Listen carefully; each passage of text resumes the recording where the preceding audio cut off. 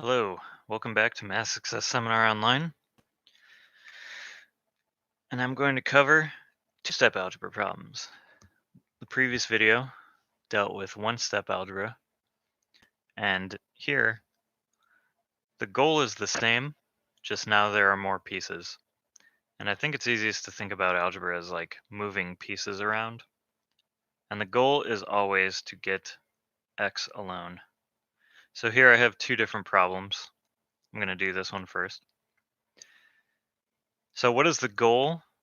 Because remember, we got an equal sign and a letter, which is the variable.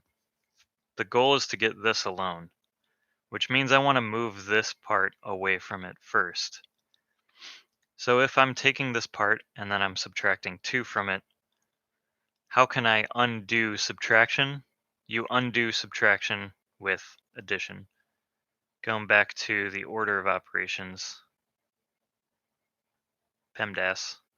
So these go together, these go together. So we have subtraction, we undo it with addition. So I'm going to add 2 right here. I'm going to add 2 right here. Whatever you add to one side or subtract, you have to do the same to the other side. Think of this as like the wall. Let's just keep our equal sign along this line. So now -2 plus 2 cancels each other out. What are we left with? We still have 2x alone here. And now 30 plus 2 is 32. So now, again, what is our goal? We're trying to get x alone. So we have 2 times x, which is multiplication. How do we undo multiplication? With division. So we want to divide this by 2 to get the 2 away from x, which means we have to divide this side by 2 also. 2 cancels out here. 32 divided by 2. I ran out of room, but 16. Well, I can fit that down there.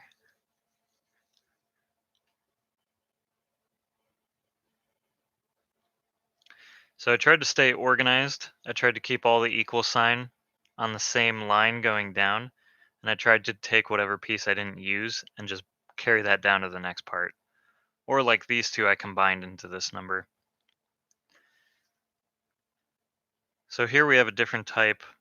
Well, we have a very similar problem, but with different operations. So what is the goal? Well, the goal is to get x alone, meaning that we're dealing with this piece first. We want to get this piece alone on a side, and then we can break that piece apart. So it's kind of like you're just organizing things in the piles, or you're getting something alone so you can break it down even further. So we're adding 3 to this. How do we undo addition? We undo addition with subtraction. So I'm actually going to subtract 3. If I subtract 3 here, I have to subtract 3 here. So I'm going to keep our equal sign along these dotted lines. 3 minus 3 cancels out. That means we have x over 2. 4 minus 3 is 1.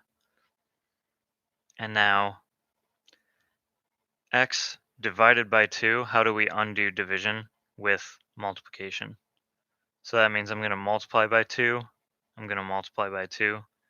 That way these can cancel out to be 1, leaving just x behind. And on this side we'll have 2. So this is just another piece. Previously I talked about one-step problems where you just need to do one thing and it's over. But algebra problems can be any size of large and obnoxious that they want to be. But if you know the rules, then you just undo, even if they're an order of operation problem, like you have multiple pieces on one side, you can squeeze all those together. So I'm just going to make up one on the spot. Let's see. Let's do like 2. 3 minus 4 plus x. equals, actually let's do minus 3x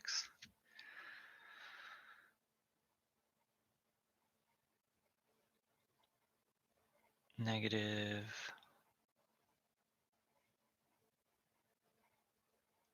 13. All right. So this is a bit of a larger problem, but we can follow the order of operations to know what to do first. Typically, you always start on the inside and you work your way out. P for parentheses, meaning inside the parentheses. So right here, I want to simplify this first. Notice I'm not using any other piece, so I'm just bringing that down.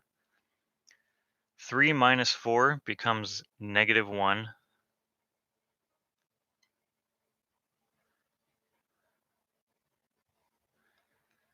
And now, here's what we have. What do we do next? Do we subtract this? Do we do something with that? Well, here we have a 2 touching the parentheses, which is a special form of multiplication. So 2 times a negative 1 becomes negative 2. Notice I didn't use anything else, so I'm just bringing that down to the next line.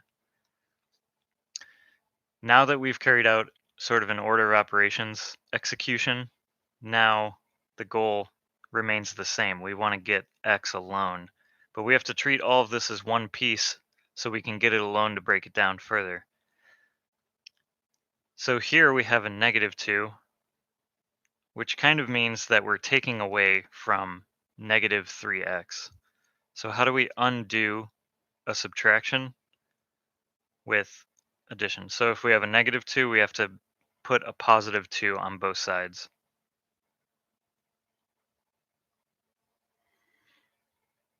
Actually, I picked the wrong numbers. I'm going with it. So this becomes 0 because they cancel out, and we're left with negative 3x equals negative 13 plus 2 becomes negative 11. And now this doesn't actually work out to be an integer, but it's okay, we can write it as a fraction. So now we have negative 3 times x. And how do we break that multiplication? Because remember, these two are being multiplied together anytime you see them next to each other like this. We break it with division. So I want to divide both sides by 3. Cancels, cancels. We're left with x. A negative over a negative. So I know already that this is going to be a positive number. And 11 over 3 doesn't work out to be an integer. Works out to be a fraction. So I actually meant for that to turn out to be an integer, but that's okay. Sometimes it doesn't work out perfectly. Anyways, it's a brief overview of two-step algebra problems, and I'll catch you next time on Math Success Seminar.